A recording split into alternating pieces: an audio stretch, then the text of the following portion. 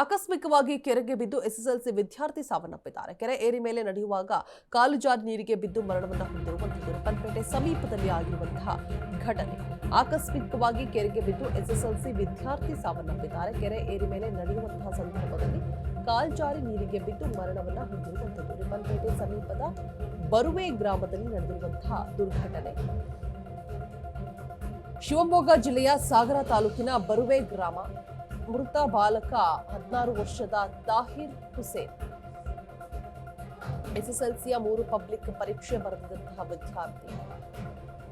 ದುರಾದೃಷ್ಟವಶಾತ್ ನೀರಿಗೆ ಬಿದ್ದು ವಿದ್ಯಾರ್ಥಿ ಸಾವನ್ನಪ್ಪಿದ್ದಾರೆ.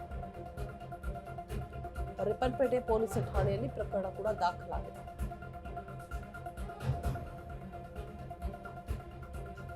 ಆಕಸ್ಮಿಕವಾಗಿ ಬಿದ್ದಿರುವಂತದ್ದು ಅಂತ ಹೇಳಲಾಗ್ತಾ ಇದೆ. ಕೆರೆ ಏರಿ ಮೇಲೆ ನಡೆದುಕೊಂಡು ಹೋಗುವಂತಹ ಸಂದರ್ಭದಲ್ಲಿ ಕಾಲು ಜಾರಿ ಬಿದ್ದು ಸಾವನ್ನಪ್ಪಿದ್ದಾರೆ. ಆಲ್ರೆಡಿ 3 ಎಕ್ಸಾಮ್ಸ್ ಬರೆದಿರುವಂತಹ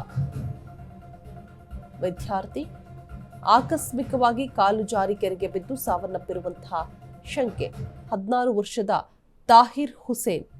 ರಿಪ್ಪನ್ಪೇಟೆ ಸಮೀಪದ ಬರುವೆ ಗ್ರಾಮದಲ್ಲಿ ನಡೆದಿರುವಂತಹ ದುರ್ಘಟನೆ.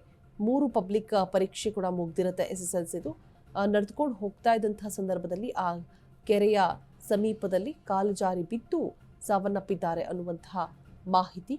ರಿಪ್ಪನ್ಪೇಟೆಯಲ್ಲಿ ಆಗಿರುವಂಥದ್ದು. ಆಕಸ್ಮಿಕವಾಗಿ ಬಿದ್ದಿದ್ದಾರೆ ಅಂತ ಹೇಳ್ಬಿಟ್ಟು ದುರಾದೃಷ್ಟವಶಾತ್ ನೀರಿಗೆ ಬಿದ್ದು ವಿದ್ಯಾರ್ಥಿ ಇದೀಗ ಸಾವನ್ನಪ್ಪಿದ್ದಾರೆ.